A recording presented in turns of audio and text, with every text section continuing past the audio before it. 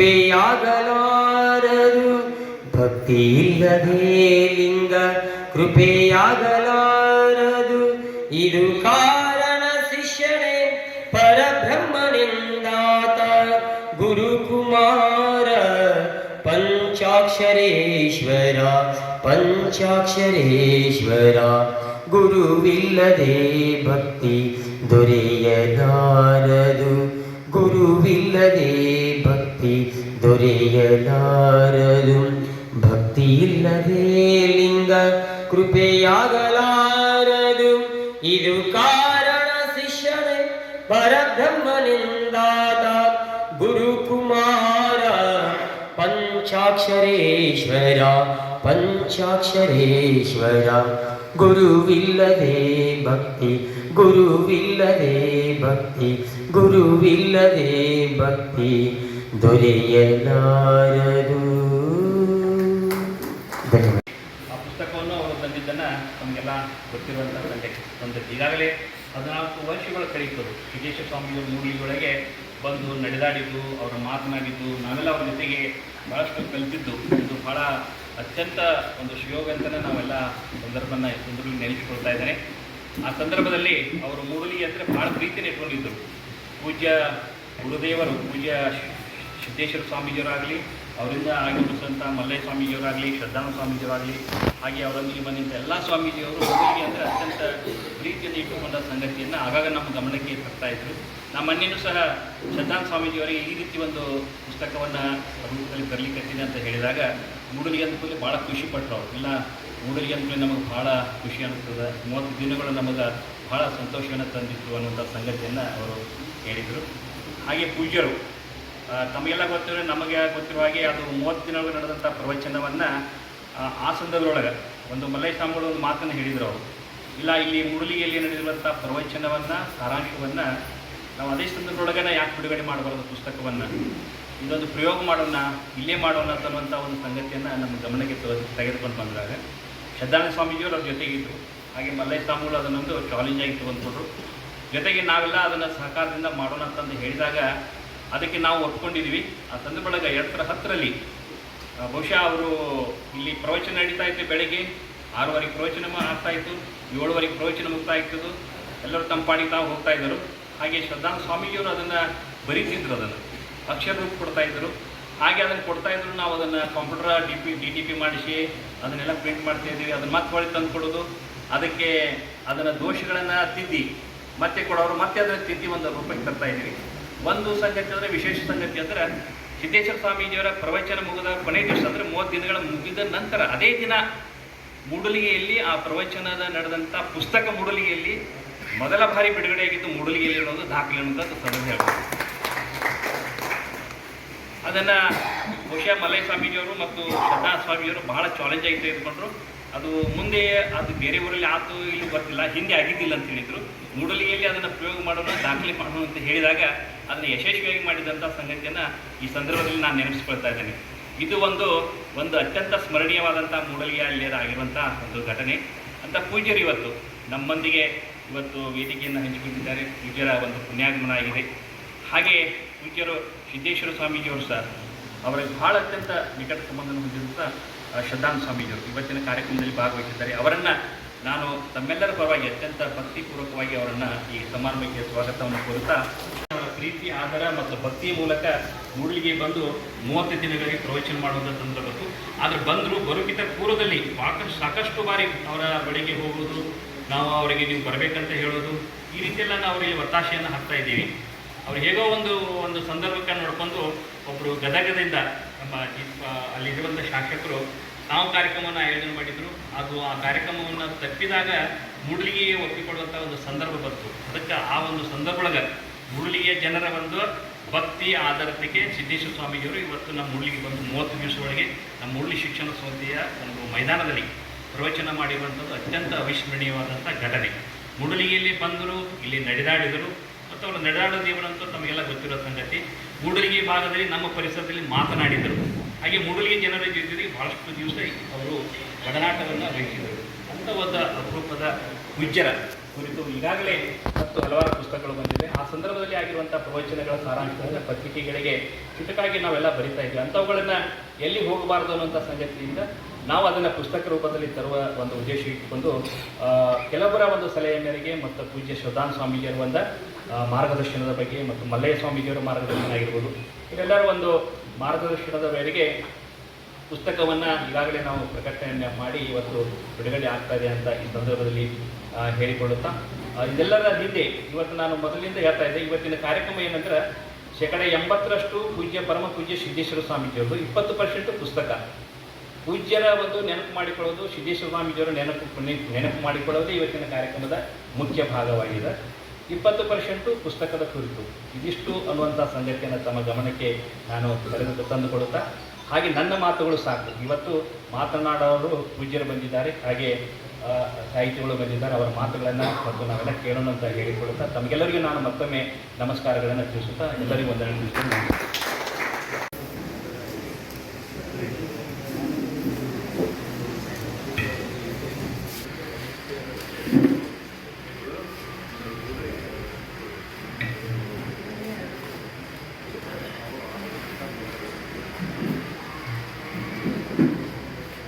ವಿಜಯಪುರದ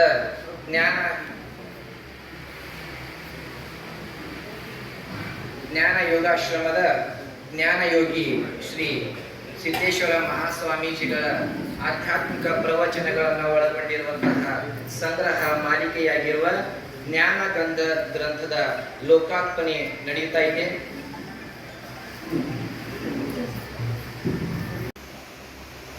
ಮುಖ್ಯ ಅತಿಥಿಗಳಾಗಿ ಆಗಮಿಸಿದ್ದೇನೆ. ಅವರ ಬಗ್ಗೆ ಒಂದೇ ಒಂದು ಮಾತು ಹೇಳಲಿಕ್ಕೆ ನನಗೆ ಭಾಳಷ್ಟು ಹೆಮ್ಮೆ ಅನಿಸುತ್ತೆ, ಗೌರವ ಅನಿಸುತ್ತೆ. ಸೋನ್ವಾಲ್ಕರವರು ಹೇಗಿದ್ದಾರೆ ಅಂತಂದರೆ, ಕವಿ ಶಿವಪ್ಪನವರು ಹೇಳುವ ಹಾಗೆ, ಸದ್ದು ಮಾಡುವುದೇನು ಪೂರ್ಣ ತುಂಬಿದ ಕುಂಭ. ಕೊಡ ತುಂಬಿತ್ತು ಅಂತಂದರೆ ಸದ್ದು ಮಾಡೋದಿಲ್ಲ. ಸದ್ದು ಮಾಡುವುದೇನು ಪೂರ್ಣ ತುಂಬಿದ ಕುಂಭ, ಅರ್ಧ ತುಂಬಿದ ಗಡಿಗೆ ಗದ್ದಲದ ಗೂಡು. ಅರ್ಧ ತುಂಬಿದ ಗಡಿಗೆ ಗದ್ದಲದ ಗೂಡು, ಯಾರು ನಿಜ ಸಜ್ಜನರೋ ಅವರಿಗೆಲ್ಲಿದೆ ಗರ್ವ, ನೀ ತುಂಬು ಕೊಡಬಾಗು ಮುದ್ದುರಾಮ. ಸರಳತೆಗೆ ಸೌಜನ್ಯತೆಗೆ ಹೆಸರಾಗಿರ್ತಕ್ಕಂಥ, ಶಿಕ್ಷಣ ಪ್ರೇಮಿಗಳಾಗಿರ್ತಕ್ಕಂಥ, ಶ್ರೀಮಂತಿಕೆ ಇದ್ದರೂ ಕೂಡ ನಿಗರ್ವೇ ವ್ಯಕ್ತಿತ್ವವನ್ನು ಹೊಂದಿರತಕ್ಕಂಥವರು ಸೋನಾವಲ್ಕರರು. ಅಂಥವರಿಗೆ ಈ ಸಂದರ್ಭದಲ್ಲಿ ನಾನು ಅವರಿಗೆ ವೈಯಕ್ತಿಕವಾಗಿ ಹಣಿಮಣಿ. ಒಬ್ಬ ವಚನಕಾರ ಒಂದು ಒಳ್ಳೆಯ ಮಾತನ್ನು ಹೇಳ್ತಾನೆ, ಉಪ್ಪು ನೀರಲ್ಲಿ ಹುಟ್ಟಿತ್ತು, ಆಲಿ ಕಲ್ಲು ನೀರಲ್ಲಿ ಹುಟ್ಟಿತ್ತು, ಮುತ್ತೂ ನೀರಲ್ಲಿ ಹುಟ್ಟಿತ್ತು. ಈ ಮೂರೂ ವಸ್ತುಗಳು ಹುಟ್ಟೋದು ನೀರಿನಲ್ಲಿನೇ. ಉಪ್ಪು ನೀರಲ್ಲಿ ಹುಟ್ಟಿತ್ತು, ಆಲಿಕಲ್ಲು ನೀರಲ್ಲಿ ಹುಟ್ಟಿತ್ತು, ಮುತ್ತೂ ನೀರಲ್ಲಿ ಹುಟ್ಟಿತ್ತು. ಉಪ್ಪು ನೀರಲ್ಲಿ ಕರಗಿತ್ತು,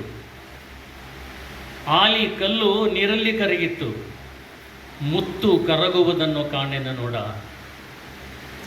ನಾ ಯಾಕೆ ಇದನ್ನು ಹೇಳಿದೆ ಅಂತಂದರೆ, ಪೂಜ್ಯ ಸಿದ್ದೇಶ್ವರ ಮಹಾಸ್ವಾಮಿಗಳವರ ಆ ಚಿಂತನೆಗಳು ಕ್ಷಣಿಕವಾಗಿರ್ತಕ್ಕಂಥ ಅಥವಾ ಇಂದು ಓದಿ ಬಿಡ್ತಕ್ಕಂಥ ಚಿಂತನೆಗಳಲ್ಲ. ಎಲ್ಲಿವರೆಗೆ ಮಾಣಿಕ್ಯಕ್ಕೆ ಬೆಲೆ ಇರುತ್ತೋ ಆ ರೀತಿ ಪೂಜ್ಯರ ಆ ಚಿಂತನೆಗಳಿಗೆ ಬೆಲೆ, ಮೌಲ್ಯ. ಹಾಗೆ ನೋಡಿದ್ರೆ ಆ ಚಿಂತನೆಗಳಿಗೆ ಬೆಲೆಯನ್ನು ಕಟ್ಟಲಿಕ್ಕೆ ಆಗೋದೇ ಇಲ್ಲ. ಎಲ್ಲಿವರೆಗೆ ಸೂರ್ಯ ಚಂದ್ರರು ಇರ್ತಾರೋ ಅಲ್ಲಿವರೆಗೆ ಪೂಜ್ಯ ಸಿದ್ದೇಶ್ವರ ಮಹಾಸ್ವಾಮಿಗಳವರ ಚಿಂತನೆಗಳು ಶಾಶ್ವತ ಅನ್ನೋದನ್ನು ನಾವು ಗಮನಿಸಬೇಕು. ಸುಮಾರು 35 ಚಿಂತನೆಗಳನ್ನು ಬಂದಿಯವರು ಸಂಗ್ರಹ ಮಾಡಿ ಕೊಟ್ಟಿದ್ದಾರೆ. ಆ ಎಲ್ಲ ಚಿಂತನೆಗಳನ್ನು ಸಂಗ್ರಹ ಮಾಡಿ, ಸರ್ ನೀವು ಇದಕ್ಕೆ ಮುನ್ನುಡಿ ಬರೀಬೇಕು ಅಂಥೇಳಿ ಅಪೇಕ್ಷೆ ಪಟ್ಟು ಬಂದಾಗ ನಾನು ಉಪೇಕ್ಷಿಸಲಿಲ್ಲ. ಒಬ್ಬ ಮಹಾನ್ ಚೇತನವನ್ನು ಕುರಿತು, ಅವರ ವಿಚಾರಗಳನ್ನು ಕುರಿತು ಅವರ ಚಿಂತನೆಗಳನ್ನು ಕುರಿತು ಮುನ್ನುಡಿ ಬರೆಯುವುದು ಅಂತಂದರೆ ಅದು ನನ್ನ ಸೌಭಾಗ್ಯ ಅಂತ ತಿಳ್ಕೊಂಡೆ, ಪುಣ್ಯದ ಕಾರ್ಯ ಅಂತ ತಿಳ್ಕೊಂಡೆ. ಸ್ವಲ್ಪ ಅನಾರೋಗ್ಯ ಇದ್ದರೂ ಕೂಡ 2 ತಿಂಗಳ ಹಿಂದೆ ನನಗೆ ಸ್ಟಂಟ್ ಹಾಕಿದ್ರು ಬೆಂಗಳೂರಿನ ಅಪೋಲೋ ಆಸ್ಪತ್ರೆಯಲ್ಲಿ. ಆದರೂ ಕೂಡ ಇದೊಂದು ಪುಣ್ಯದ ಕಾರ್ಯ ಅಂತ ತಿಳ್ಕೊಂಡು ಭಾಳ ಸಂತೋಷದಿಂದ ಗೌರವದಿಂದ ನಾನು ಈ ಗ್ರಂಥಕ್ಕೆ ಮುನ್ನುಡಿ ಬರಲಿಕ್ಕೆ ಒಪ್ಪಿಕೊಂಡೆ. ಈ ಎಲ್ಲ 35 ಚಿಂತನೆಗಳನ್ನು ಕುರಿತು ನಾನು ಪ್ರಸ್ತಾಪ ಮಾಡಲಿಕ್ಕೆ ಹೋಗೋದಿಲ್ಲ. ಒಂದೇ ಒಂದು ಚಿಂತನೆ, ಒಂದು ಬದುಕು ಅನ್ನೋದು ಹೇಗಿರಬೇಕು, ಜೊತೆಯಲ್ಲಿ ಆತ್ಮವಿಶ್ವಾಸ, ಇವೆರಡೇ ವಿಚಾರಗಳನ್ನು ಕುರಿತು ನಾನು ಇಲ್ಲಿ ಪ್ರಸ್ತಾಪ ಮಾಡ್ತೇನೆ. ಬಂದಿಯವರು ಹೇಳಿದ್ರೆ ಎಷ್ಟೊತ್ತು ಮಾತಾಡಿದ್ರೆ ಎಂದ ನಾನು ಮೊದಲೇ ಕನ್ನಡ ಮಾಸ್ತರನ್ನು ಎಂದೆಂದು ಭಾಷಣ ಮಾಡಲಿಕ್ಕೆ ಹಚ್ಚಬಾರ್ದು. ಅನಿವಾರ್ಯ, ಒಂದು 20-25 ನಿಮಿಷ ಮಾತಾಡ್ರೆ ಅನಿವಾರ್ಯ. ಸಮಯವೂ ಕೂಡ ಸಾಕಷ್ಟು ಆಗಿದೆ. ಈಗಾಗಲೇ ಪೂಜ್ಯ ಶ್ರೀಧಾನಂದ ಮಹಾಸ್ವಾಮಿಗಳು ಕೂಡ ಸಿದ್ದೇಶ್ವರ ಮಹಾಸ್ವಾಮಿಗಳ ಚಿಂತನೆಗಳನ್ನು ಗ್ರಂಥ ರೂಪದಲ್ಲಿ ತಂದಿದ್ದಾರೆ. 2000ರಲ್ಲಿ ಒಂದು ಬಂತು, ಗುಣಸಂಪದ ಅಂಥೇಳಿ. ಅದಾದ ಮೇಲೆ ಇತ್ತೀಚೆಗೆ ಬಾಗಲಕೋಟೆ ನಡೆದಂಥ ಪ್ರವಚನ ಸಂಗ್ರಹ 2020ರಲ್ಲಿ ದೃಷ್ಟಿಯಂತೆ ಸೃಷ್ಟಿ ಅಂತ ಕಾಣಿಸುತ್ತೆ. ಆಮೇಲೆ ಡಾಕ್ಟರ್ ಗಣೇಶ್ ಅಂತಕ್ಕಂಥವ್ರು ಚಿತ್ರದುರ್ಗದ ಕಡೆ ಅನೇಕರು ಪೂಜ್ಯ ಸಿದ್ದೇಶ್ವರ ಮಹಾಸ್ವಾಮಿಗಳ ಚಿಂತನೆಗಳನ್ನು ಸಂಗ್ರಹ ಮಾಡಿದ್ದಾರೆ, ಸಂಪಾದನೆ ಮಾಡಿದ್ದನ್ನು ನಾನು ಗಮನಿಸಬೇಕು. ಆ ಬದುಕಿನ ಬಗ್ಗೆ ಒಂದು ಚಿಂತನೆಯನ್ನು ಕುರಿತು ನಾನು ಇಲ್ಲಿ ಹೇಳಲಿಕ್ಕೆ ಇಷ್ಟಪಡ್ತೇನೆ. ಪೂಜ್ಯ ಸಿದ್ದೇಶ್ವರ ಮಹಾಸ್ವಾಮಿಗಳು ಹೇಗೆ ಹೇಳ್ತಾ ಇದ್ರು, ಬದುಕು ಅನ್ನೋದು ಯಾವಾಗ ಸಾರ್ಥಕ ಆಗುತ್ತೆ, ಸಾರ್ಥಕ ಬದುಕನ್ನು ಹೊಂದಬೇಕಾದರೆ ನಾವು ಮಾಡಬೇಕಾದದ್ದೇನು. ಆಂಗ್ಲ ಕವಿ ಬೆಂಜಮಿನ್ ಫ್ರಾಂಕ್ಲಿನ್ ಅಂತಕ್ಕಂಥವನು ಒಂದೊಳ್ಳೆ ಮಾತು ಹೇಳ್ತಾನೆ. ಅದೇನು ಅಂತಂದರೆ, if you would not be forgotten as soon as you are dead and rotten, write a thing of worth reading or do a thing of worth writing ಅಂತ ಮಾತು. ಈ ಶರೀರ ಸತ್ತು ಕೊಳೆತು ಹೋಗುವುದಕ್ಕಿಂತ ಮುಂಚೆ ಜನಮೆಚ್ಚುವ ರೀತಿಯಲ್ಲಿ ಒಂದು ಒಳ್ಳೆಯ ಪುಸ್ತಕವನ್ನು ಬರೀಲಿಕ್ಕೆ ಆಗದೆ ಹೋದರೆ ನಿನ್ನನ್ನು ಕುರಿತು ಜನ ಮೆಚ್ಚುವ ರೀತಿಯಲ್ಲಿ ನೀನು ಒಳ್ಳೆಯ ಕಾರ್ಯವನ್ನು ಮಾಡು. ಇವತ್ತು ಬಂದಿಯವರು ಮಾಡಿದ್ದು ಅದನ್ನೇ. ಜನ ಮೆಚ್ಚುವ ರೀತಿಯಲ್ಲಿ, ಸಹೃದಯರು ಮೆಚ್ಚುವ ರೀತಿಯಲ್ಲಿ ಒಂದು ಗ್ರಂಥವನ್ನು ನಮ್ಮ ಕೊಟ್ಟಿದ್ದಾರಲ್ಲ, ಅದು ಒಂದು ಒಳ್ಳೆಯ ಕಾರ್ಯ. ನಾವು ಸಾರ್ಥಕ ಬದುಕನ್ನು ಪಡ್ಕೊಂಡಂತನೇ. ಗ್ರಂಥ ಸಂಪಾದನೆ ಮಾಡೋದು ಅಷ್ಟು ಸುಲಭದ ಕೆಲಸ ಅಲ್ಲ. ಪೂಜ್ಯ ಸಿದ್ದೇಶ್ವರ ಮಹಾಸ್ವಾಮಿಗಳು ಪ್ರವಚನ ಮಾಡ್ತಾ ಇರುವಾಗ, ಚಿಂತನೆಗಳನ್ನು ಬಿಡ್ತಾ ಇರುವಾಗ, ಬಂದಿಯವರು ಮೈಯೆಲ್ಲ ಕಿವಿಯಾಗಬೇಕು. ಮೈಯೆಲ್ಲ ಕಿವಿಯಾಗಿ ಅವುಗಳನ್ನು ಸಂಗ್ರಹ ಮಾಡಿಕೊಂಡು ಮನೆಗೆ ಬಂದು ಮತ್ತೆ ಮೈಯೆಲ್ಲ ಕಣ್ಣಾಗಿ ಅವುಗಳನ್ನು ಗಮನಿಸಬೇಕಾಗುತ್ತೆ. ಹುಡುಗಾಟಿಕೆ ಕೆಲಸ ಅಲ್ಲ ಅದು ಸಂಪಾದನೆ ಮಾಡೋದು ಅಂತಂದರೆ.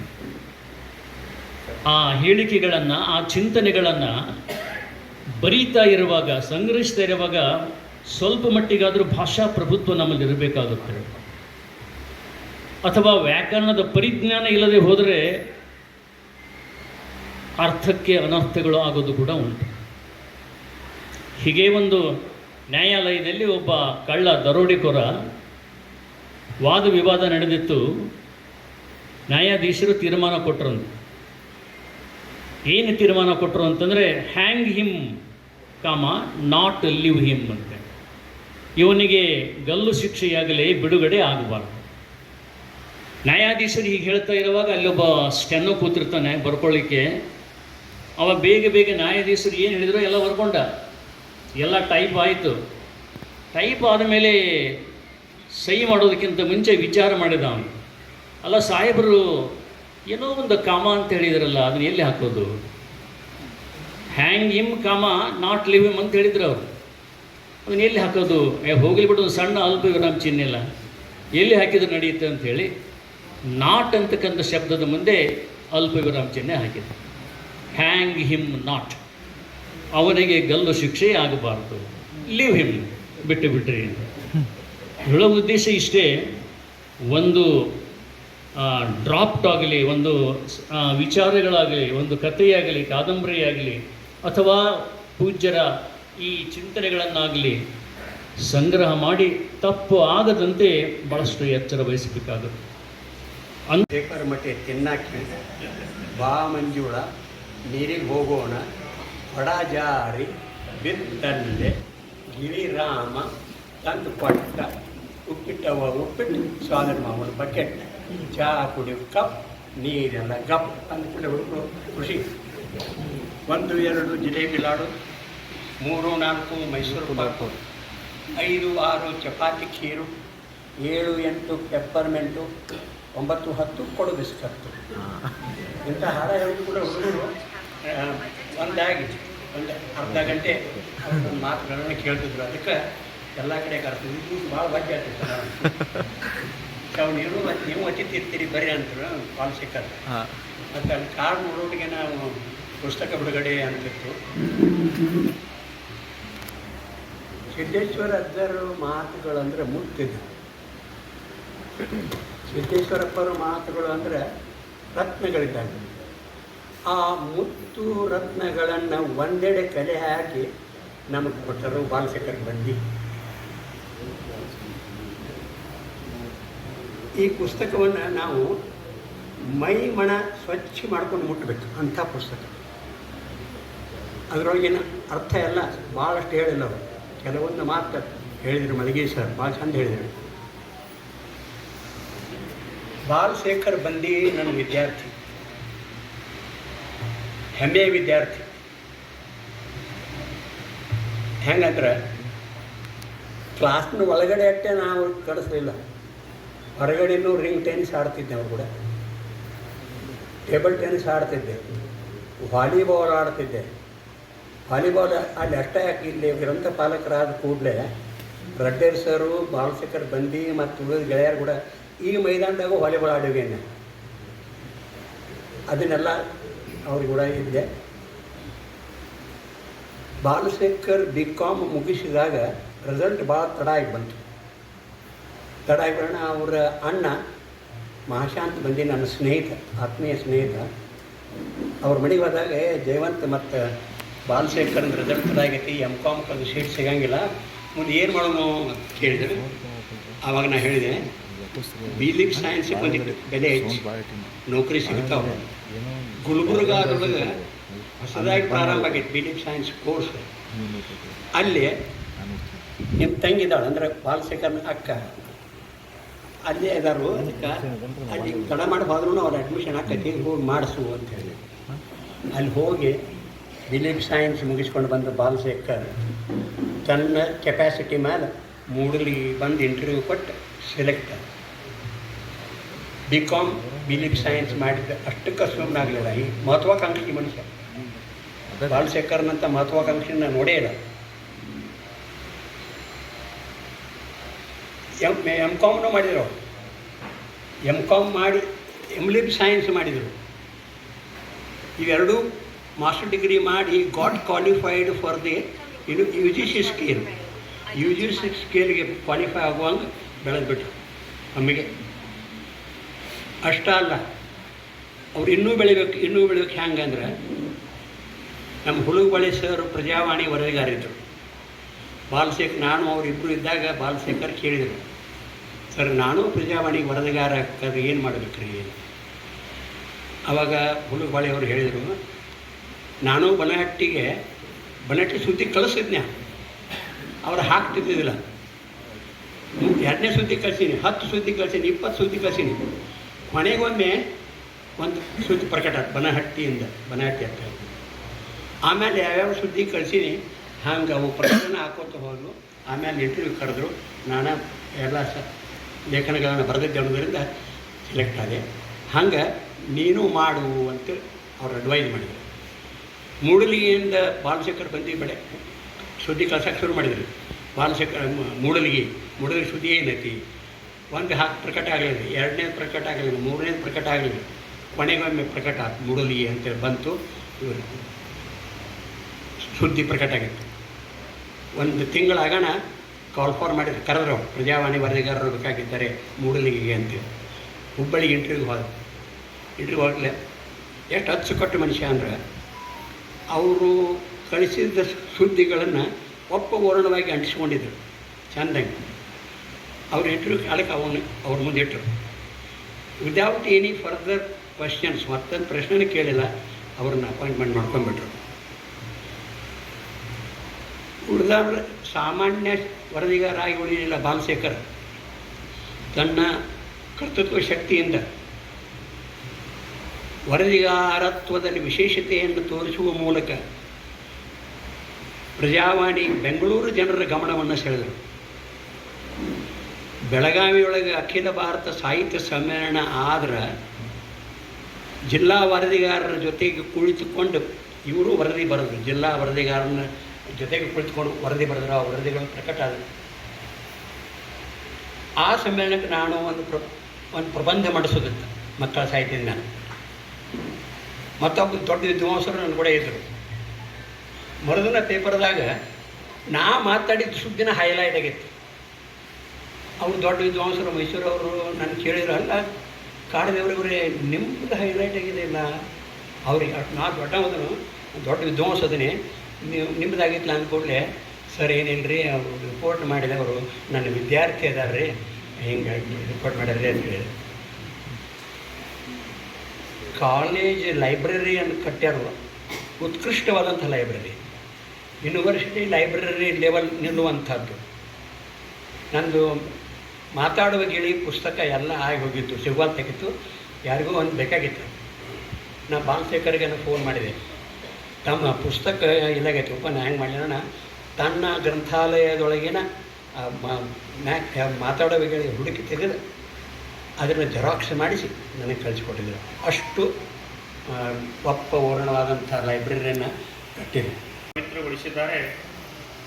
ಅದೇ ನೆಲದಲ್ಲಿ ಅದೇ ಸ್ಥಾನದಲ್ಲಿ ಅವರ ಪ್ರವಚನಗಳ ಸಾರ ಸಂಗ್ರಹದ ಕೃತಿ ಲೋಕಾರ್ಪಣೆ ಆಗ್ತಾ ಇರತಕ್ಕಂಥದ್ದು ಅತ್ಯಂತ ಅರ್ಥಪೂರ್ಣ ಮತ್ತು ಔಚಿತ್ಯಪೂರ್ಣವಾಗಿದೆ ಅಂತಕ್ಕಂಥ ಮಾತು.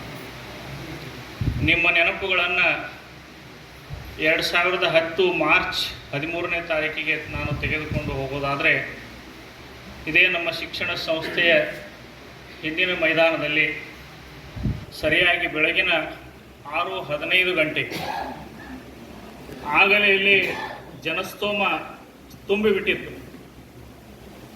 ಸಿದ್ದೇಶ್ವರ ಮಹಾಸ್ವಾಮಿಗಳು ಈ ಮೂಲೆಯಲ್ಲಿ ವೇದಿಕೆಯನ್ನು ಅಲಂಕರಿಸಲಿಕ್ಕೆ ಈ ಮೂಲೆಯಲ್ಲಿ ಅವರು ವಾಹನದಲ್ಲಿ ಬಂದು ಹಿಡಿದಾಗ ಇಲ್ಲಿ ಎಲ್ಲ ಸಾವಿರಾರು ಸಂಖ್ಯೆಯಲ್ಲಿ ಎದ್ದು ನಿಂತು ಜನರು ಪೂಜ್ಯರ ಕಡೆಗೆ ನೋಡ್ತಾ ಇರತಕ್ಕಂಥ ದೃಶ್ಯವನ್ನು ನೋಡಿದರೆ ನನಗಂತೂ ಬಹಳಷ್ಟು, ಯಾಕಂದರೆ ಆ ಸಂದರ್ಭದಲ್ಲಿ ಕಾರ್ಯಕ್ರಮವನ್ನು ನಿರೂಪಣೆ ಮಾಡಲಿಕ್ಕೆ ನನಗೆ ಕೊಟ್ಟಿದ್ದರು.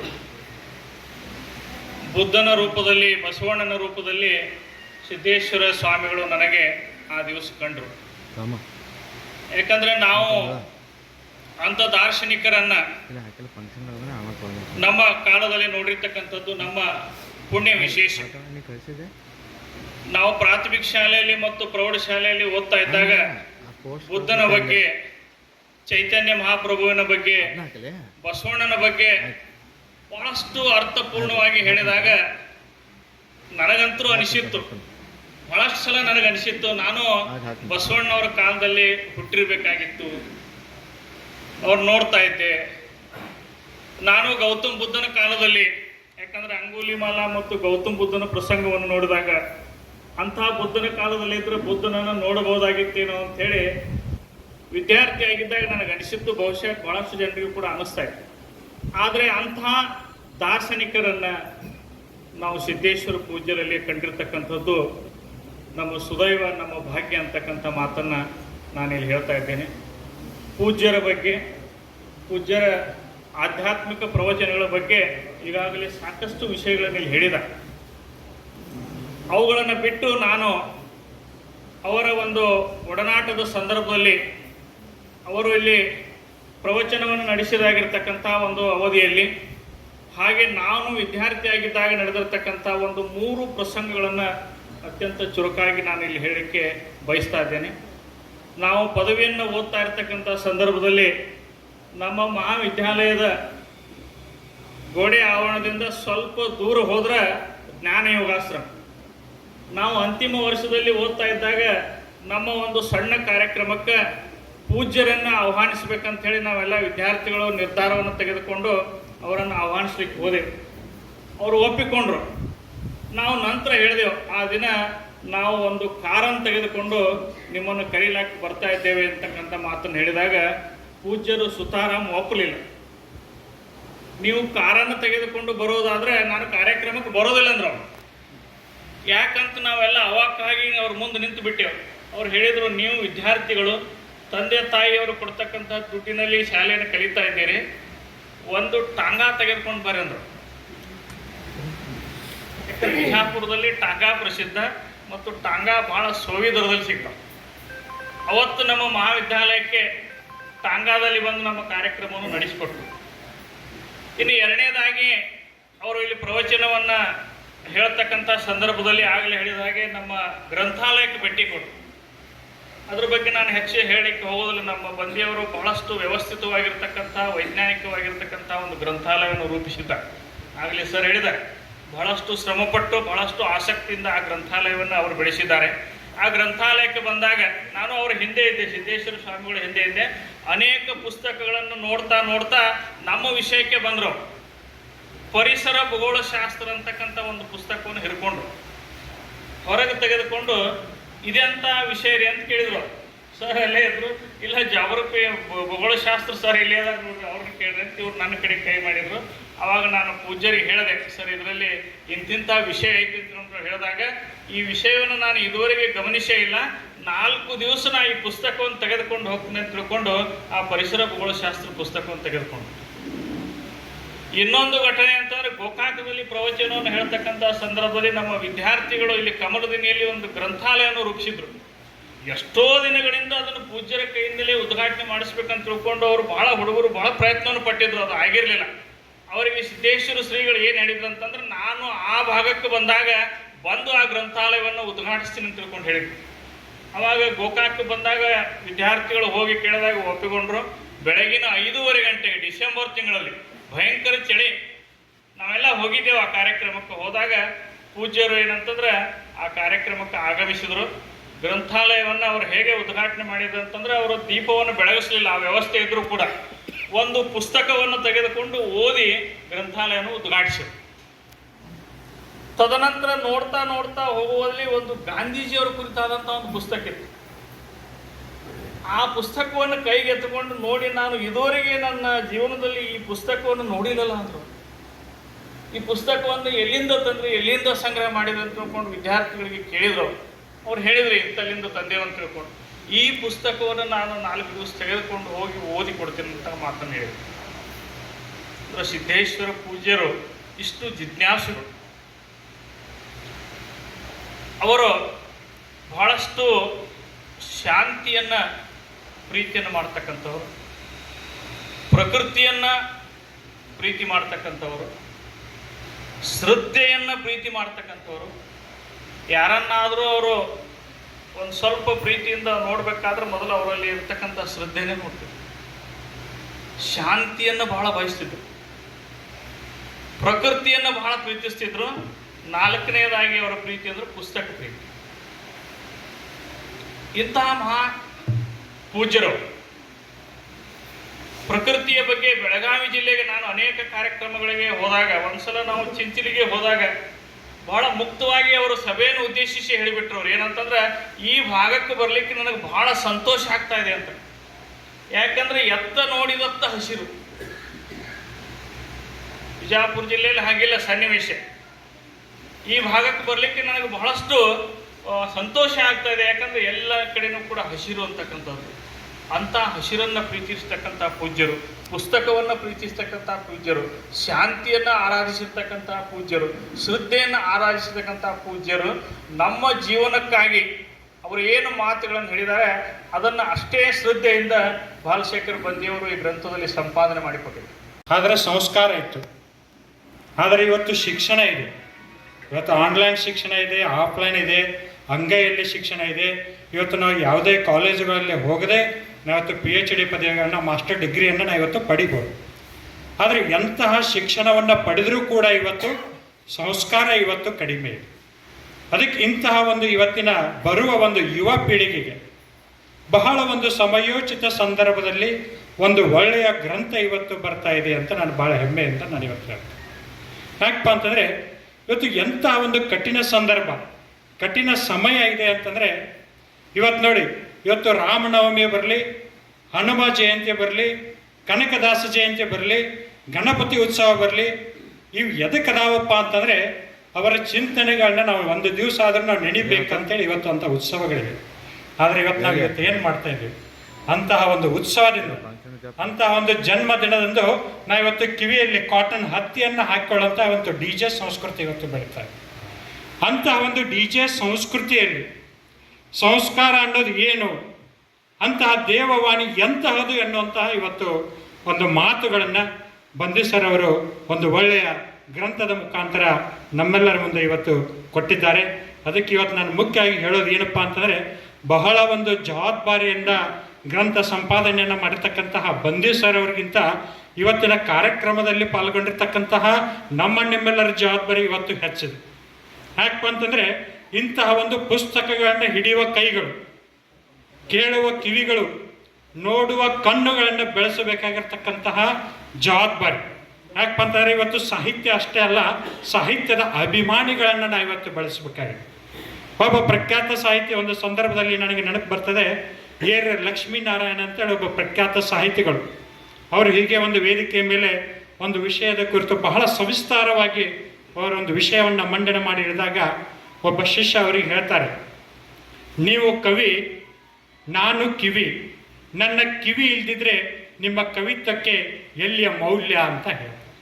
ಅಂದರೆ ಇವತ್ತು ಅಂತಹ ಒಂದು ಸಾಹಿತ್ಯವನ್ನು ಓದುವ ಸಾಹಿತ್ಯಾಸಕ್ತರನ್ನು, ಸಾಹಿತ್ಯದ ಅಭಿಮಾನಿಗಳನ್ನು ನಾವಿವತ್ತು ಬೆಳೆಸಬೇಕಾಗಿರ್ತಕ್ಕಂತಹ ಒಂದು ದೊಡ್ಡ ಜವಾಬ್ದಾರಿ ಇವತ್ತು ನಿಮ್ಮೆಲ್ಲರ ಮೇಲೆ ಇದೆ ಎಂದು ಹೇಳುತ್ತಾ, ಇವತ್ತು ಬಂದೀಸರವರು ಈ ಒಂದು ಸಾಹಿತ್ಯ ಕ್ಷೇತ್ರದಲ್ಲಿ ಅವರು ಇನ್ನಷ್ಟು ಉತ್ತರೋತ್ತರವಾಗಿ ಬೆಳೆಯಲಿ, ನಮ್ಮ ಕನ್ನಡ ಸಾಹಿತ್ಯದ ಶ್ರೀಮಂತಿಕೆ ಅವರಿಂದ ಇನ್ನಷ್ಟು ಹೆಚ್ಚಾಗಲಿ ಎಂದು ಹೇಳುತ್ತಾ, ಅವ್ರ ಕೈಯಾಗ ನಾವು ಇಲ್ಲಿ ಕಾಲೇಜ್ಗಿದ್ದಾಗ ಅವ್ರ ಕೈಯಾಗ ನಾವು ಕಲ್ತಿದ್ದೀವಿ. ಆಮೇಲೆ ಅವಾಗಿಂದ ಅವ್ರು ಹೇಳಿದ್ರಿ ವಾಲಿಬಾಲ್ ಆಡ್ತೇನೆ ಅಂತ ಹೇಳಿ, ಅವರು ಗುರುಗಳ ಜೋಡಿನೂ ವಾಲಿಬಾಲ್ ಆಡ್ಯಾರು, ನಮ್ಮ ಜೋಡಿನೂ ಹೇಳಿದ್ರು. ಅವರು ನಮ್ಮ ಜೋಡಿ, ನಾವು ವಿದ್ಯಾರ್ಥಿಗಳು ನಮ್ಮ ಜೋಡಿನೂ ವಾಲಿಬಾಲ್ ಆಡೋರು. ಇವತ್ತಿನೋಗಿ ಈಗಾದರೂ ಕ್ರಿಕೆಟ್ ಆಡೋಕೆ ಬರ್ತಾರೆ. ಅವರು ರಿಟೈರ್ಡ್ ಆಗಿ ಎಷ್ಟು ವರ್ಷ ಆದರೂ ಅವ್ರಿನ್ನೂ ವಿದ್ಯಾರ್ಥಿಗಳ ಜೊತೆ ಒಂದು ಸಂಪರ್ಕ ಆಟ ಇಟ್ಕೊಂಡರು. ಬಂದೀಸರ್ ಒಂದೇ ಹೇಳ್ಬೇಕಂದ್ರೆ, ನಮ್ಮ ಲಯನ್ಸ್ ಕ್ಲಬ್ ಮಾಡುವಾಗ ಫಸ್ಟ್ ಮೆಂಬರ್ ಅವ್ರಿಗೆ ನಾವು ಒಂದು ನಮ್ಮ ಡಾಕ್ಟರ್ ರಂಗಣ್ಣವ್ರು ಒಂದು ಮೀಟಿಂಗ್ ಕರೆದಾಗ ಅವ್ರನ್ನ ಫಸ್ಟ್ ನಾವು ಬಂದೀಸರ್ನ ಕರೆದ್ವಿ. ಕರೆಂಗ್ಲ ಇಲ್ಲ ಮಾಡೋಣ ಅಂತ ಹೇಳಿದರು. ಎಷ್ಟೋ ಜನ ಬಿಟ್ಟು ಹೋದರು. ಬಟ್ ಅವರ ನಮ್ಮ ಚಾರ್ಟರ್ ಮೆಂಬರಾಗಿ ಏನು ಅವರು ಬಂದರು, ಅವತ್ತಿನಂದ್ರೆ ನಮ್ಗೆ ಈಗ 10 ವರ್ಷ ಆಯ್ತು. ಅದು ನಿಲ್ಲಕ್ಕೆ ಕಾರಣ ಅಂದರೆ ನಮ್ಮ ಲಯನ್ಸ್ ಕ್ಲಬ್ ಇಲ್ಲಿವರೆಗೆ ಅದು ಕಂಟಿನ್ಯೂ ಆಗಿ ನಮ್ಮ ಇಲ್ಲಿವರೆಗೆ ನಾವು ಜಕ್ಕೊಂಬೈದಂದ್ರೆ ಬಂದೀಸರು ಒಂದು ಅದಕ್ಕೆ ಮೇನ್ ಅಂದ್ರೆ ಆಧಾರ ಸ್ತಂಭ ಅವರು. ಯಾಕಂದ್ರೆ ಅವರೊಬ್ರು ಹಿರಿಯರು, ಅವ್ರ ಮಾರ್ಗದರ್ಶನ ನಮಗೆ ತುಂಬ ಅವಶ್ಯ ಇತ್ತು. ಅಂಥ ಮಾರ್ಗದರ್ಶನ ಈಗ ಸಿಗೋದು ಭಾಳ ಕಠಿಣ. ಆಮೇಲೆ ಲೈಬ್ರರಿ ಬಗ್ಗೆ ಹೇಳಿದರು.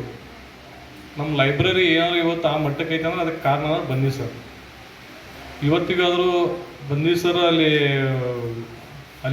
ಲೈಬ್ರರಿ ಒಳಗೆ ಒಂದು ಸಿಸ್ಟಮೆಟಿಕ್ಕಾಗಿ ಎಲ್ಲ ರೆಡಿ ಮಾಡಿ ಕೊಟ್ಟಿದ್ದಾರೆ ಅವರು. ಬಟ್ ಅದನ್ನು ಈಗ ಕಾಪಾಡೋದು ಅವ್ರು ಎಷ್ಟು ಪ್ರಯತ್ನ ಬಟ್ ಮಾಡ್ತಿಲ್ಲ, ಅದನ್ನು ಕಾಪಾಡೋದು ಅಷ್ಟೇ ಕಠಿಣ ಆಗೈತಿ. ಯಾಕಂದ್ರೆ ಅಂಥವ್ರು ಸಿಗೋದು ಕಠಿಣ ಆಗೈತಿ. ನಮ್ಮ ಸಂಸ್ಥೆಗೆ ಇಂಥ ಒಬ್ಬ ಶಿಕ್ಷಕರು, ಗ್ರಂಥಪಾಲಕರು ಸಿಕ್ಕಿದ್ದು ನಮ್ಮ ಸಂಸ್ಥೆಯ ಒಂದು ಹೆಮ್ಮೆ.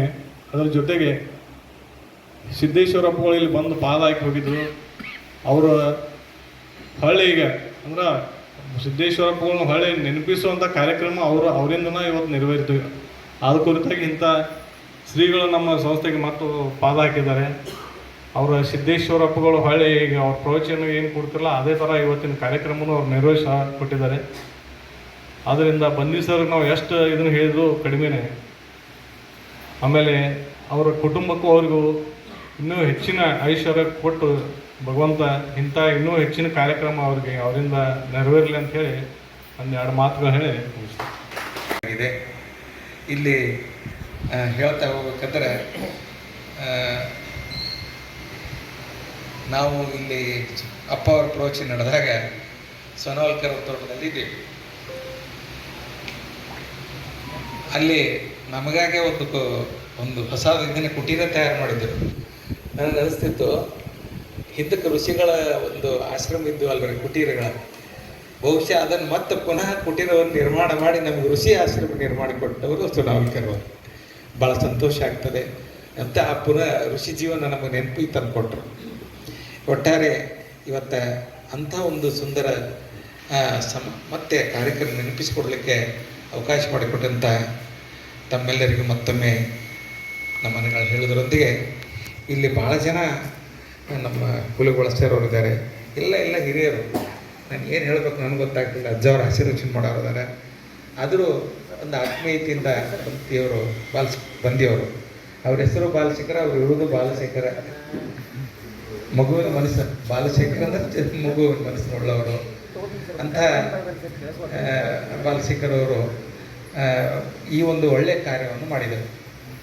ಅದರಲ್ಲಿ ನಾನು ಒಂದು ಬಹಳ ಸಂತೋಷ ಸಂಗತಿ ಅಂದರೆ ನಮ್ಮ ಕೆಲಸ ಹಗರು ಮಾಡಿದರು. ಅವರು ಬರೆಯೋ ಕೆಲಸವನ್ನು ಹಗರು ಮಾಡಿದರು. ಅದಕ್ಕಾಗಿ ಅವರಿಗೆ ಮೊದಲು ಅಭಿನಂದಿಸ್ತಾ, ಇವತ್ತು ನಿಮಗೆಲ್ಲ ಗೊತ್ತಿರುವಂತೆ ಇಲ್ಲಿ ಒಂದು ಯಾವುದಾದರೂ ಕೃತಿಯನ್ನು ಬರೀಬೇಕಾದ್ರೆ ಎಷ್ಟು ಕಷ್ಟ ಇರ್ತದೆ ಅನ್ನೋದು ಮೊಳಗೆಯವರು ತಮ್ಮ ಮುಂದೆ ಇಟ್ಟರು.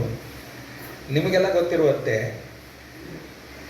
ನಾವು ನಮ್ಮ ಬರೀದಾದರೆ ನಾವು ಹೇಗಬಹುದು, ಆದರೆ ಇನ್ನೊಬ್ಬರು ಹೇಳಿದ್ದನ್ನು ಬರೀಬೇಕಾದ್ರೆ ಭಾಳ ಕಷ್ಟ. ಅವರೇ ಹೇಳಿದಂತೆ ಬರೀಬೇಕಲ್ಲ, ಅದರಲ್ಲಿ ಚಾಚು ತಪ್ಪದಂತೆ ಅವರಿಗೆ ನ್ಯಾಯ ಒದಗಿಸಬೇಕಾಗ್ತದೆ. ನ್ಯಾಯ ಒದಗಿಸ್ಬೇಕು. ಅವ್ರು ಏನು ಹೇಳಿರ್ತಾರೆ ಅದಕ್ಕೆ ಅಪಾರ್ಥ ಆಗದಂತೆ, ಅದಕ್ಕೆ ವ್ಯತ್ಯಾಸ ಆಗದಂತೆ ಪೂರಕವಾಗುವಂತೆ ಬರೀಬೇಕಲ್ಲ, ಅದು ಭಾಳ ದೊಡ್ಡ ಕೆಲಸ. ಇನ್ನೊಬ್ಬರು ಹೇಳಿದ್ದು ನಾವು ಬರೀಬೇಕಲ್ಲ. ನಂದು ಹೇಳುವಾಗ ಬರೀಬೇಕಾದ್ರೆ ಅದೇನು ದೊಡ್ಡದಲ್ಲ, ಅದು ಹೇಗಾದರೂ ಬರೀಬೋದು. ಆದರೆ ಮತ್ತೊಬ್ಬರು ಹೇಳಿದ್ದನ್ನು ನಾವು ಬರೀಬೇಕಾದ್ರೆ ಅದು ಒಂದು ತಪಸ್ಸು. ಆ ತಪಸ್ಸನ್ನು ಅವ್ರು ಮಾಡಿದ್ದಾರೆ. ಅದಕ್ಕೇನು ಹೇಳ್ತಾರೆ ಅಂದರೆ, ಈಗ ಒಬ್ಬ ವ್ಯಕ್ತಿ ಗಾಂಧೀಜಿನೇ ಹೇಳಲಿ ಅಥವಾ ಲಾಲ್ ಬಹದ್ದೂರ್ ಶಾಸ್ತ್ರಿ ಅವರು ಹೇಳಲಿ, ವಿನೋಬ್ ಅವರು ಯಾವುದನ್ನು ಅವ್ರು ಹೇಳಿದ್ದನ್ನು ಅವರು ಒಪ್ಪಿಗೆ ಆಗುವಂತೆ ಬರೀಬೇಕಾದ್ರೆ ಅವರಲ್ಲಿ ನಾವು ಪರಕಾವ ಪ್ರವೇಶ ಮಾಡಬೇಕು. ಅದು ಜಯಂತ್ ಕಾಲದವ್ರಿಗೆ ಎಲ್ಲರಿಗೂ ಗೊತ್ತಿದೆ. ಸರ್ ಪರಕಾವ ಪ್ರವೇಶ ಅಂತ, ಪರಕಾಯ ಪ್ರವೇಶ, ಅವರಲ್ಲಿ ನಾವು ಹೋಗಿ ಅವರಾಗಿ ನಿಂತು ಬರೀಬೇಕಾಗ್ತದೆ. ಆ ಕೆಲಸವನ್ನು ಬಾಲಶೇಖರ್ ಬಂದಿಯವರು ಮಾಡಿದ್ದಾರೆ. ಅದಕ್ಕಾಗಿ ಅವರಿಗೆ ನಾನು ಮನಪೂರ್ವಕವಾಗಿ ಅಭಿನಂದಿಸ್ತೇನೆ. ಸಿದ್ದೇಶ್ವರಪ್ಪಳಲ್ಲಿ ಹೋಗಿ ಪ್ರವೇಶ ಮಾಡಿ ಬರೆದರು ಅಂತ ಹೇಳಿದ್ರೆ ಅಡ್ಡಿಲ್ಲ. ಇಂಥ ಸಂದರ್ಭದಲ್ಲಿ ನಾವು ಒಂದನ್ನು ನೆನಪಿಸ್ಕೋಬೇಕು, ಜ್ಞಾನ ಸಾಗರ, ಅದಕ್ಕೆ ಸೀಮೆನೇ ಇಲ್ಲ. ಎಷ್ಟು ಜನ್ಮ ಆದರೂ ಜ್ಞಾನವನ್ನು ನಾವು ಕುಡಿದು ಮುಗಿಸ್ತೇವಂತ ಆಗಂಗಿಲ್ಲ. ಅದಕ್ಕಾಗಿ ಜ್ಞಾನ ಸಾಗರದಲ್ಲಿ ನಾವು ನಮ್ಮ ಆಯುಷ್ಯವನ್ನು ಎಷ್ಟು ಜನ್ಮ ಎತ್ತಿದರೂ ಗೊತ್ತಿರೋದು, ಅದನ್ನು ನಾವು ತಿಳ್ಕೋಬೇಕು. ಮೊದಲು ನಾವೆಲ್ಲ ಓದಿವ್ರಿ, ನಾವೆಲ್ಲ ಕೇಳಿವಿ ಅಂದರೆ ಮುಗಿಲಿಲ್ಲ. ಎಷ್ಟು ಓದಿದರೂ ಎಷ್ಟು ಕೇಳಿದರೂ ತೀರದು.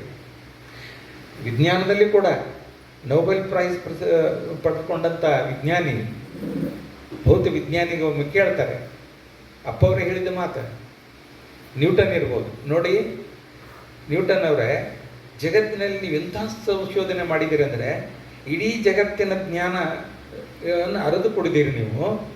ಅದಕ್ಕಾಗಿ ನಿಮಗೆ ಗೊತ್ತಿಲ್ಲದ ಒಂದು ವಿಷಯ ಜಗತ್ತಿನಲ್ಲಿ ಇರಲಿಕ್ಕಿಲ್ಲ ಅಂತ ಅವ್ರನ್ನ ವರ್ಣನೆ ಮಾಡ್ತಾರೆ ಪತ್ರಕರ್ತರು ಎಲ್ಲರೂ ಸೇರಿ, ಅಭಿಮಾನಿಗಳು.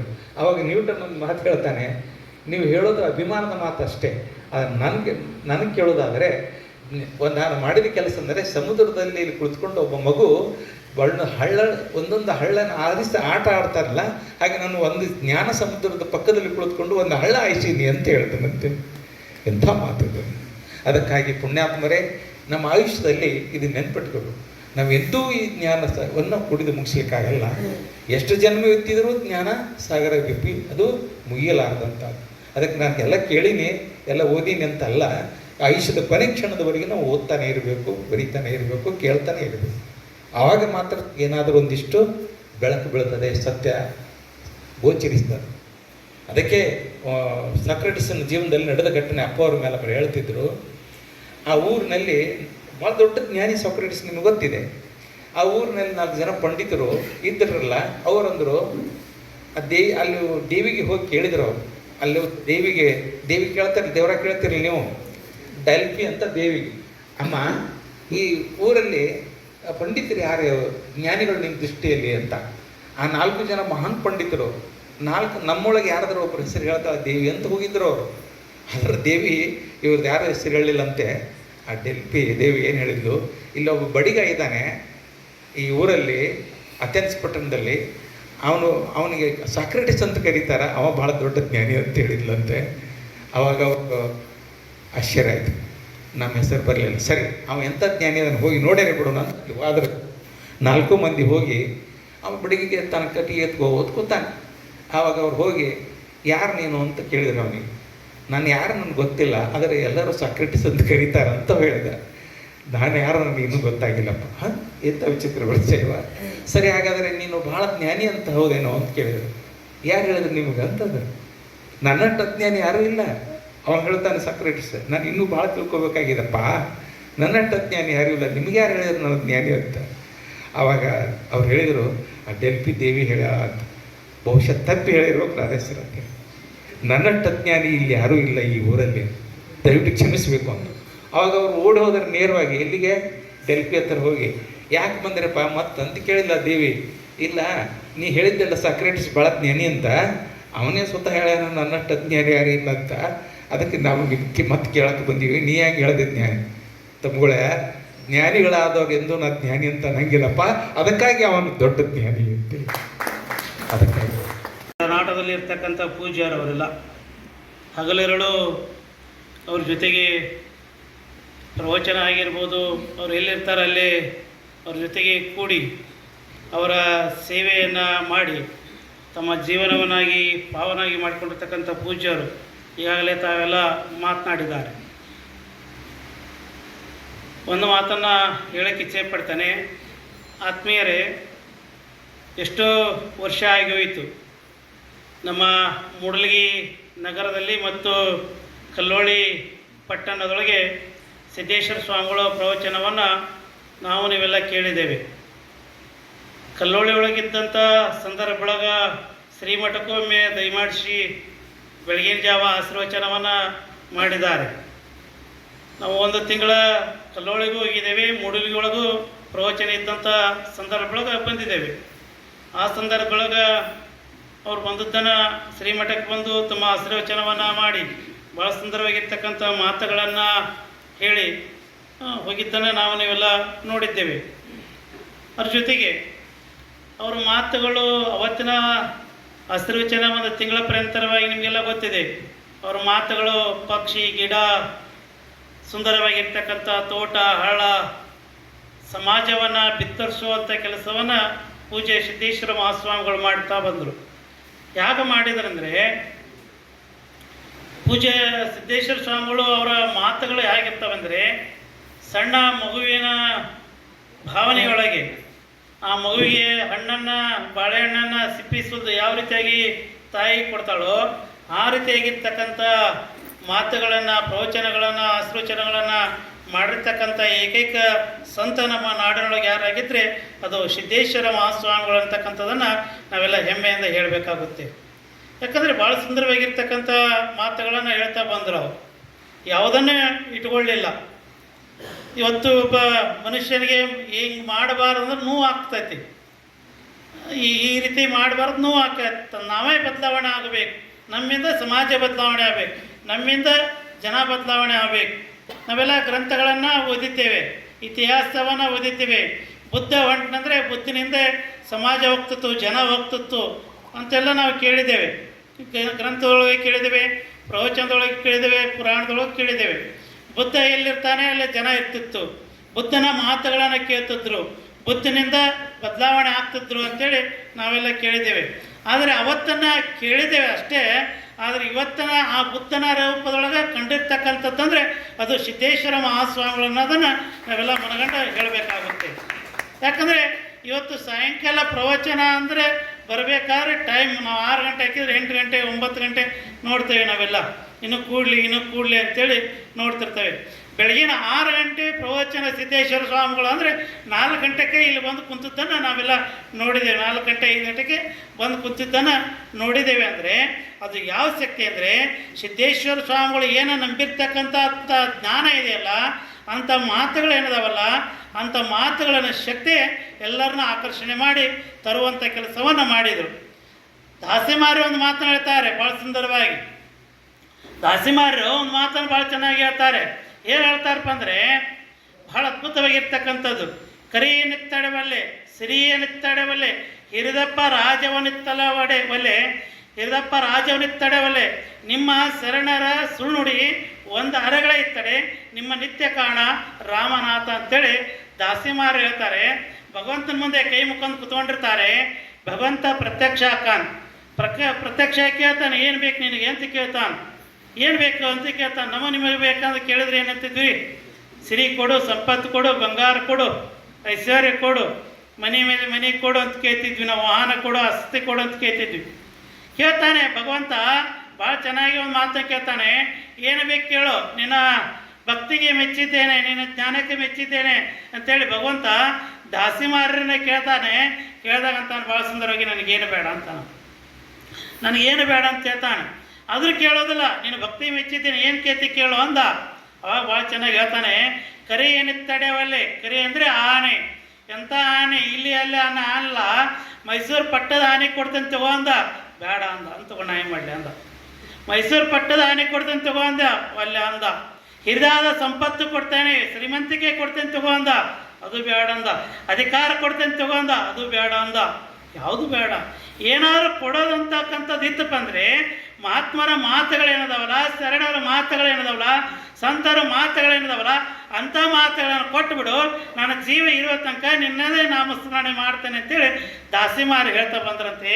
ಅಂಥ ಮಾತಿನಲ್ಲಿ ಎಂಥ ಶಕ್ತಿ ಇರಬೇಕು, ಎಂಥ ಮಹತ್ವ ಇರಬೇಕು. ಅಂಥ ಮಾತುಗಳು ಇವತ್ತು ನಾಡಿನೊಳಗೆ ಯಾರದಾಗಿದ್ದರೆ ಅದು ಸಿದ್ದೇಶ್ವರ ಮಹಾಸ್ವಾಮಿಗಳ ಮಾತುಗಳು ಅಂತಕ್ಕಂಥದ್ದನ್ನು ನಾವೆಲ್ಲ ಹೆಮ್ಮೆಯಿಂದ ಹೇಳಬೇಕಾಗುತ್ತೆ. ಅವರು ಮಾತನಾಡುವೇ ಬಿಟ್ಟರು, ಮಾತನಾಡಿದ್ರು, ಇಲ್ಲಿ ಪ್ರವಚನವನ್ನು ಮಾಡಿದರು. ಆದರೆ ನಾವೆಲ್ಲ ಮರೆತು ಬಿಟ್ಟಿದ್ದೇವೆ. ಎಷ್ಟೋ ಜನಗಳು ನೆನಪಿದೋ ಇಲ್ಲೋ ಗೊತ್ತಿಲ್ಲ. ಆದರೆ ಆ ಮಾತುಗಳು ಮರೆತು ಹೋಗಬಾರ್ದಲ್ಲ, ಆ ಮಾತುಗಳು ಮರೆಯಬಾರ್ದಲ್ಲ, ಆ ಮಾತುಗಳು ಮೆಲಕ್ಕೆ ಹಾಕಬೇಕು. ಇವತ್ತು ಊಟ ಮಾಡಿ ಬಳಕ ಅಡಿಕೆಯಲ್ಲಿ ಹಾಕ್ತಾರೆ ಅಥವಾ ಏನಾರ ಏಲಕ್ಕಿ ತಿಂತವೆ, ಲವಂಗ ತಿಂತವೆ ಅಂದರೆ ಅದು ಪಚನ ಕ್ರಿಯೆ ಆಗಲಿ ಅಂತೇಳಿ, ಹೌದಲ್ಲ? ಮತ್ತೊಬ್ಬರು ಮತ್ತೊಂದು ಬೇರೆ ತಿಂತಾರೆ, ಪ್ರಶ್ನೆ ಇಲ್ಲ. ಹಾಗೆ ಇವತ್ತು ನಾವು ಮಾತುಗಳನ್ನು ಪ್ರವಚನಗಳನ್ನು ಹಂಗೆ ಬಿಟ್ಟರೆ ಮರೆತು ಹೋಗ್ತಾವೆ. ಅವು ಮಲಕ್ಕೆ ಹಾಕಬೇಕಾಗಿತ್ತಂದರೆ ಇಂಥ ಗ್ರಂಥ ಭಾಳ ಮುಖ್ಯವಾಗಿರ್ತಕ್ಕಂಥದ್ದು. ಇದರೊಳಗೊಂದು ಭಾಳ ಚೆನ್ನಾಗಿ ಹೇಳ್ತಾರೆ.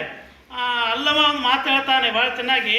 ನೆಲದ ಮರಿ ನಿಧಾನದಂತೆ, ಮುಗಿಲ ಮರಿ ಮಿಂಚಿನಂತೆ ಅಂತೇಳಿ ಹೇಳ್ತಾ ಬರ್ತಾರೆ. ಬೀಜ ಎಷ್ಟು ಒಳ್ಳೆಯದಾಗಿದ್ದರೆ ಏನೋ ಅದನ್ನು ಪೆಟ್ಟಿಗೆ ಒಳಗಿಟ್ಟು ಮುಚ್ಚಿಟ್ರೆ ಅದು ಏನು ಫಲ ಕೊಡೋಕ್ಕಾಕತ್ತೇನೋ ಅಂತ ಹೇಳ್ತಾರೆ ಅವರು. ಬೀಜ ಭಾಳ ಚಲೋ ಐತೆ, ಅದನ್ನು ಪೆಟ್ಟಿಗೆ ಒಳಗೆ ಸುಂದರವಾಗಿ ಅರಿವಿ ಒಳಗಿಟ್ಟು ಅದನ್ನು ಪೆಟ್ಟಿಗೆ ಒಳಗಿಟ್ಟರೆ ಅದೇನರ ಬೀಜ ಹಾಕ್ತೈತೇನೋ, ಅದು ಮೆಳಕು ಹೊಡಿತೈತೇನೋ, ಅದು ಫಲ ಕೊಡ್ತೈತೇನೋ, ಕೊಡೋಕ್ಕೆ ಸಾಧ್ಯವಿಲ್ಲ. ಅದಕ್ಕೆ ಏನು ಮಾಡಬೇಕಂದ್ರೆ ಭೂಮಿ ಒಳಗೆ ಬಿತ್ತಬೇಕು, ನೀರು ಹಾಕಬೇಕು, ಗಾಳಿ ಬೆಳಕು ಬಿದ್ದಾಗ ಅದು ಫಲ ಕೊಡ್ತೈತೆಯೋ ಹಾಗೆ ಪ್ರವಚನ ಆಗಿರ್ತಕ್ಕಂಥದ್ದನ್ನು ಹಂಗೆ ಬಿಟ್ಟು ಹೋದರೆ ಮರ್ತು ಹೋಗ್ತವೆ.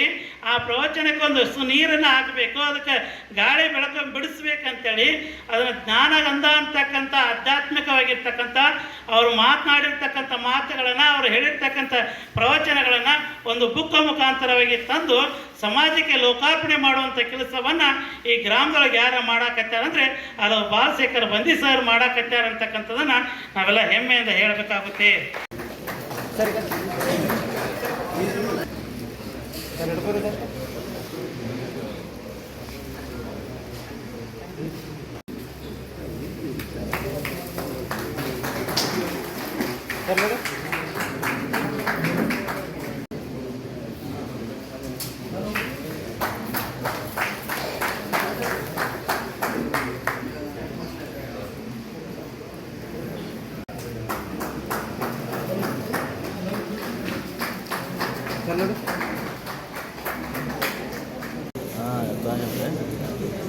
ಕನ್ನಡ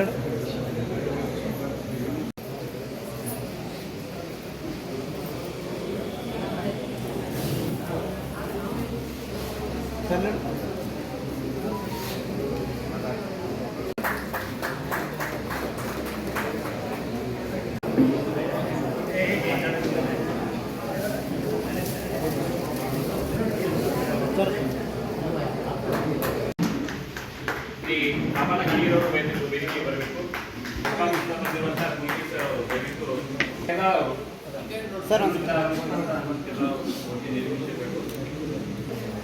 ಪೂಜ್ಯರ ಹಾಗೆ ನಮ್ಮ ಜಿ ಕೆ ಈ ಮಾಣಿಕ್ ಪಾಟೀಲ್ ಅವರು ಅವರದಿಂದ ಆಗಮಿಸಿದಂತಹ ದಯವಿಟ್ಟು ವೇದಿಕೆಗೆ ಬರಬೇಕು. ಹಾಗೆ ಅವ್ರ ಜೊತೆಗೆ ಶಿವಪ್ಪ ಅವ್ರು ದಯವಿಟ್ಟು ತಾವು ಬರಬೇಕು ನೀಡ್ತಾ ಇದ್ದೀವಿ. ಈ ನಂತರ ನಮಗೆ ಈ ಗ್ರಂಥವನ್ನು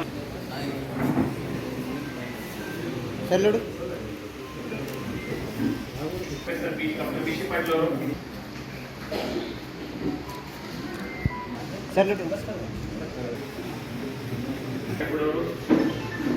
ಶ್ರೀ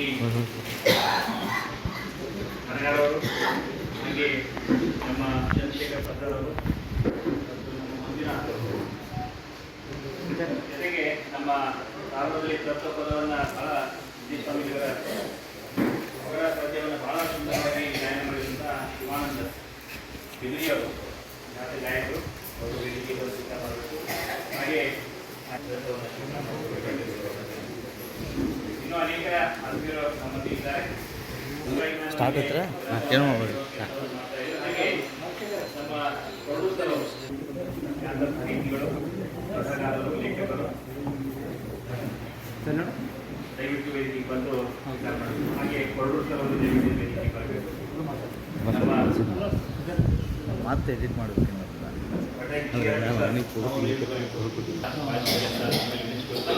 ಆದರೂ ಸಹ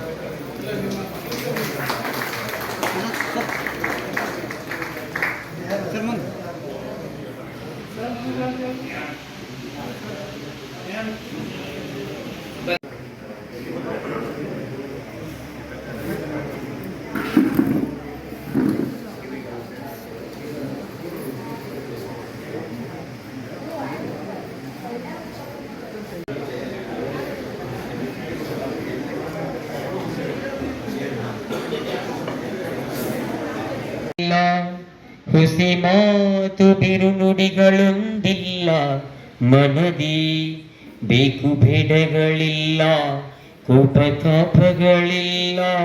ಹುಸಿ ಮಾತು ಬಿರುನುಡಿಗಳೊಂದಿಲ್ಲ, ಮನದಿ ತನ್ನದೆನ್ನುವುದನ್ನೆಲ್ಲ ಮರೆತು ನಿಂತವ ಆತ, ತನ್ನದೆನ್ನುವುದನ್ನೆಲ್ಲ ಮರೆತು ನಿಂತವ ಆತ.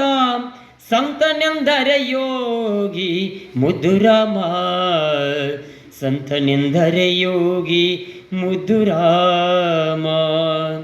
ಸಂತನೆಂದರೆ ಯಾರು ದಿವ್ಯತೆಯ ಅರಿತವನು, ಮಮತೆ ಬಂಧನ ಕಳಚಿ ಬಲು ದೂರ ನಿಂತವನು. ಸಂತನೆಂದರೆ ಯಾರು ದಿವ್ಯತೆಯ ಅರಿತವನು, ಸಂತನೆಂದರೆ ಯಾರು ದಿವ್ಯತೆಯ ಅರಿತವನು. ಧನ್ಯವಾದಗಳು.